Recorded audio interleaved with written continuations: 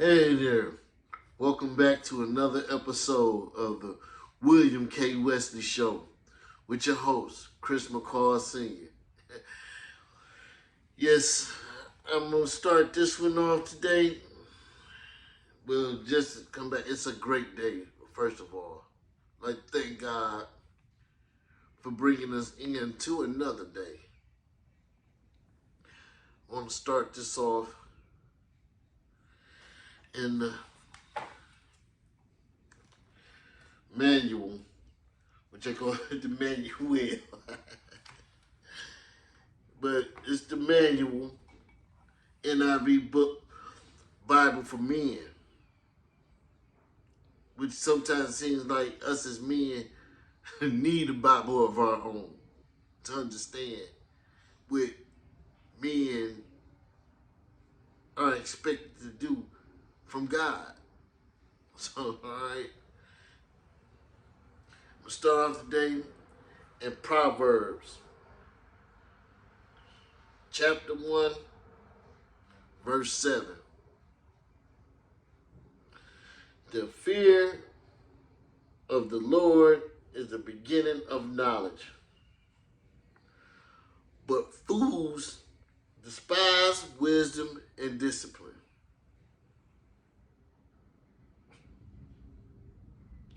In the King James Version, it say that fools despise wisdom and instructions. Ain't that right though? You run across a foolish person out here and they trying to give you instructions on something. But you done already been there and noticed. And they said they trying to tell you.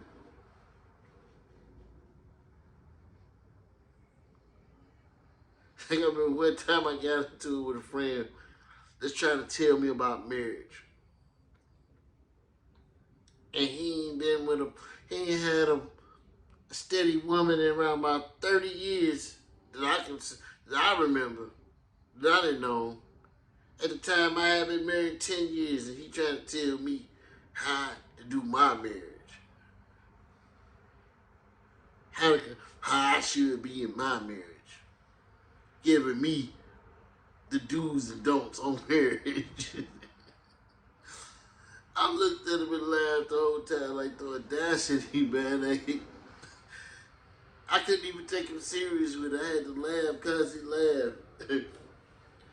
But that's mainly like the way of this world, though. It's it's fools out here that despise being shown the right way of how to do things. Seems like right now the world is being ran by fools. People think that how much money you make or whatever takes you out the food category. What? No. We got billionaires and millionaires that are fools. That are serious fools out here. Because you really have to be foolish to jump in a submarine the size of a large hot water tank and he'll try to go down to the Titanic. How foolish is that? And you expect not to die. Just because you're rich doesn't mean you're smart.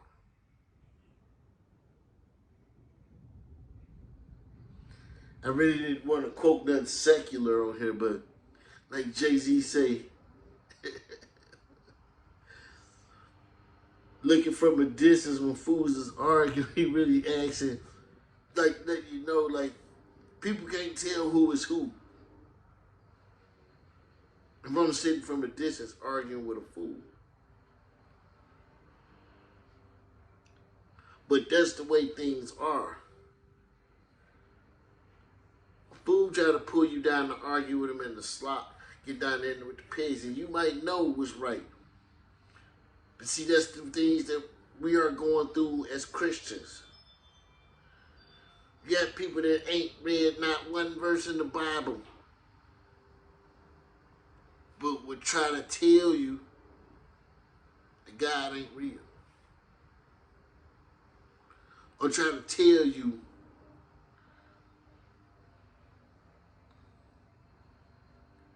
what type of God we serve. But you ain't read not one verse out the Bible.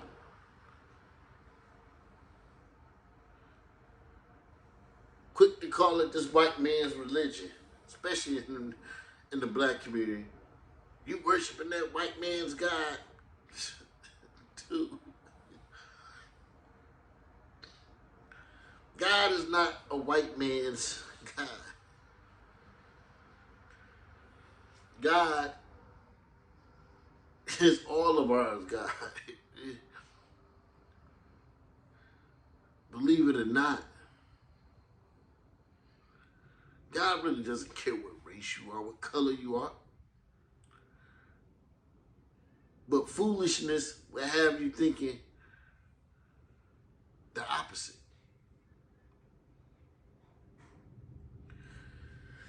Just to show you so much foolishness out here now,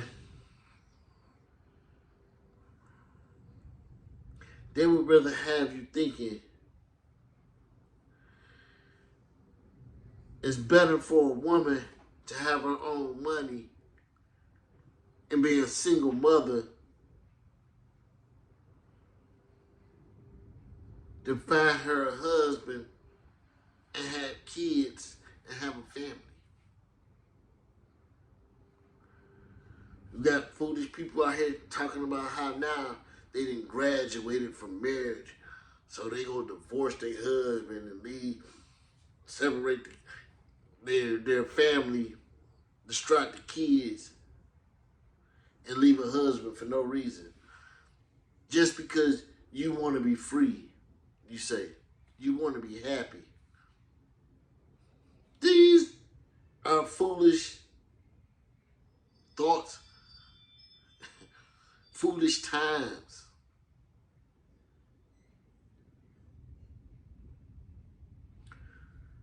That's why I'm glad I never really got caught up in that thing of catching myself out here having a baby mama, having a baby out of wedlock.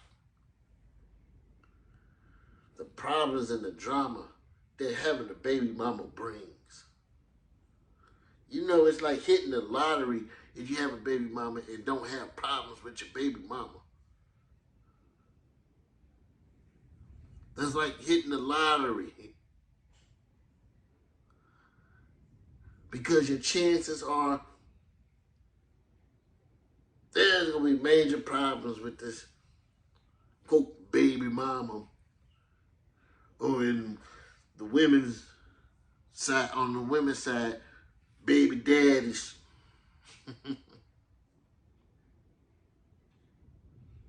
What was that song back in the day? That's just my baby daddy. Yeah. But with that baby daddy brings a lot of heartache and drama. You want that man so bad you willing to have a baby thinking that that's gonna hold him down and keep him with you. But no, he out here still sleeping with women and you so heartbroken. Causing yourself all of this grief and all this pain. For really nothing. Because we take, nowadays, the foolishness has us cherishing our relationships with a boyfriend and girlfriend more than you would cherish a relationship with your husband and wife.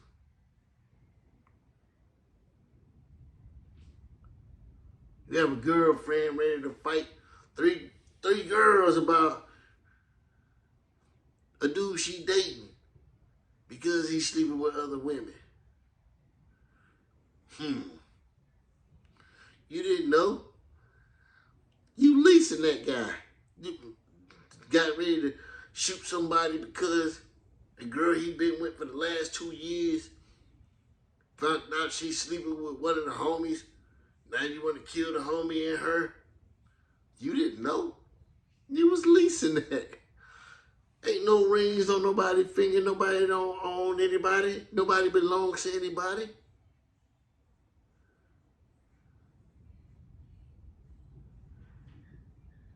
You can't go to the dealership, sign a lease for a car. Lease is up. You get mad because you got to take the car back. And you like, nah, they trying to give it to somebody else. They're trying to sell it as a used car. And you like, nah, you fighting back. That ain't your car. Just like that ain't your woman. That ain't your man. And y'all steady having babies with these leases. You're going and putting sounds and new rims on a rental car. You kitting out a rental car and getting mad. You kitting out the lease. You put all type of new speakers and use some new 24s. And got the dashboard all wood grained out and put a new grill on the front of a lease. And man, when it's time to turn it in, they telling you owe money because you done messed up the car. But see, that's the foolishness. But see, nobody would rather learn that you can't go around here messing with a lease and start changing up stuff on the ride. They gonna charge you big money. Just like in life, the foolishness that people seem to argue. And it seems like more of this is found in our community, our black community. We argue amongst ourselves. We fight to hold ourselves down. The foolishness that we do to our own. Most of the time, they be like, oh, support black business. I love to support black businesses. But you know what foolishness that keeps me from supporting black businesses? When you go in there and the prices is almost double what you done got at the white people's place, or the Arab's place, or the Asian people's place. It's like, blows your mind. But then they want you to buy black-owned. Black-owned business right in their own neighborhood. Charging almost double the price for something. You outsourcing yourself to your own neighborhood. But you mad at the black people because they won't come spend money with you. That's the foolishness that I'm talking about. Instead of us sticking together trying to grow our businesses to be self-reliant in our own neighborhoods and do things like that, we'd rather get a business in the middle of the neighborhood, say it's a clothing store, sell $250 pants in there, then try to get some workers but underpay the workers, or give them under hours so they can't get health benefits. And then you complain about, well, the people don't want to buy from me anyway, then they be want to break in. Yeah, they want to break in instead of, they looking like, I can't afford not one thing in here. But you're in the middle of the neighborhood. Come on now. Let's make it make sense. It's foolishness. But will try to make you think the foolishness is right. Like the story that's going around to keep me laughing. This whole Keke Palmer and Usher issue. The biggest foolishness I done seen in a long time. But somehow, got our black women getting her back. Like, when have we started condoning foolishness?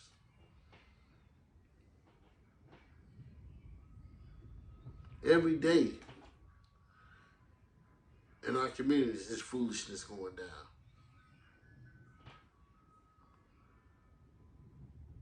We just seen a couple weeks ago, little boy's life might be ruined forever. He just shot a man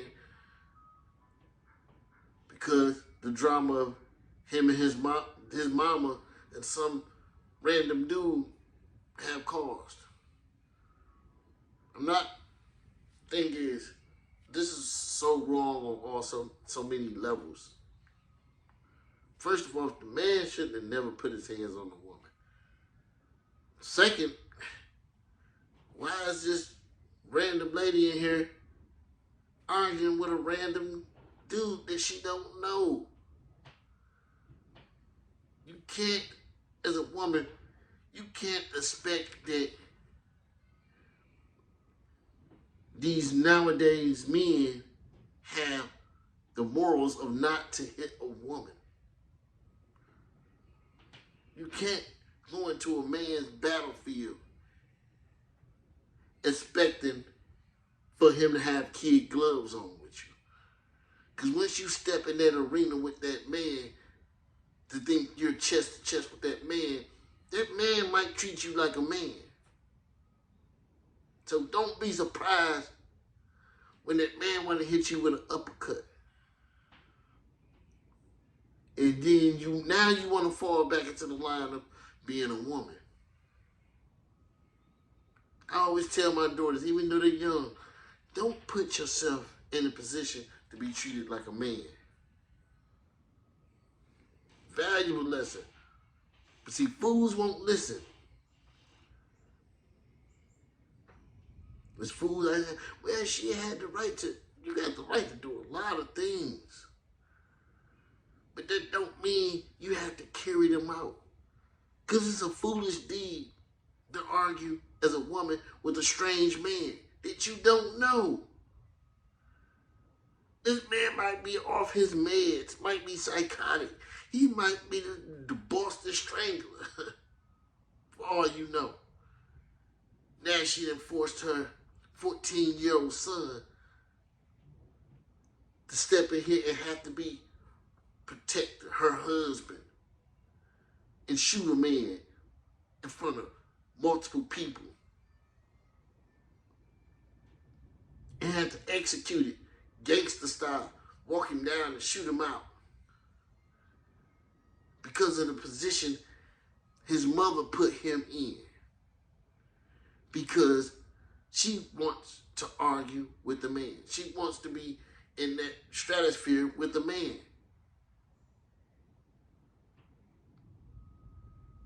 This was wrong on so many levels. I'm not blaming the woman. Because the man, like I said from the beginning, the man had no business putting his hand on a woman.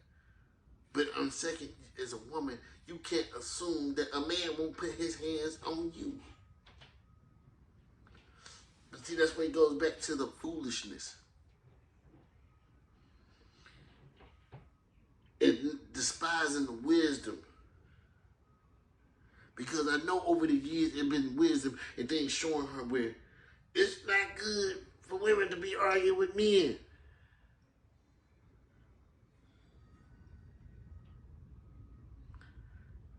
It's just, we're in foolish times. But nobody's willing to learn. And when you teach people the right way, they get mad, upset, and want to do it their way. Want to buck the system. Everybody wants to buck the system. And don't get me wrong, there's nothing wrong with sometimes wanting to do things your way. But if your way is so foolish and it makes no sense. Take time to listen.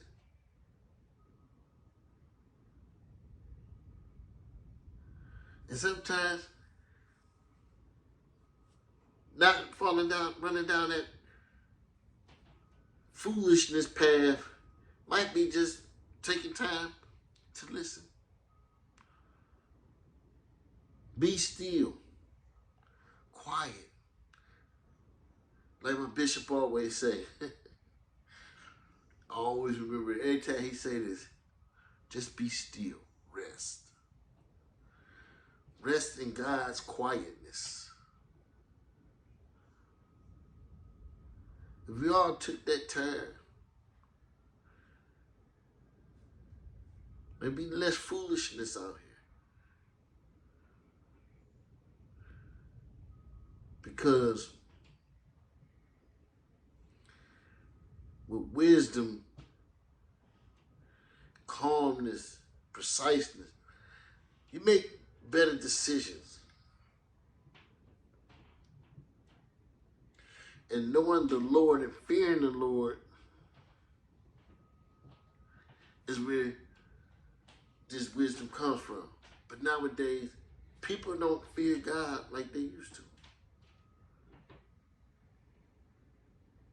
They fear the law more than they fear God. And most of them don't even fear the law now.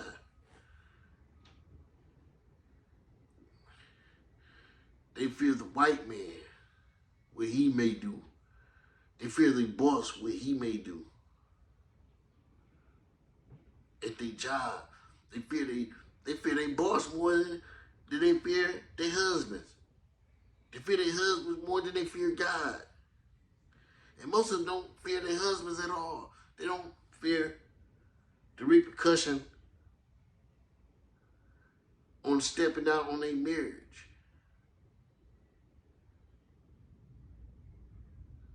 But they fear these laws.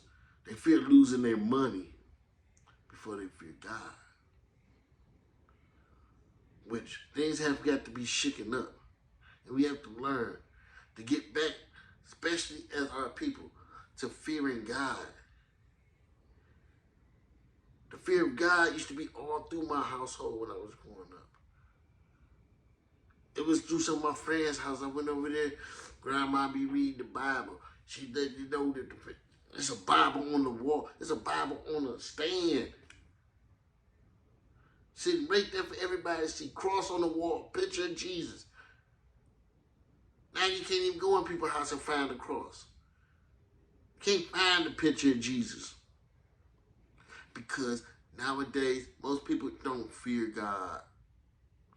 So that's why we have this lack of wisdom, this lack of intuition.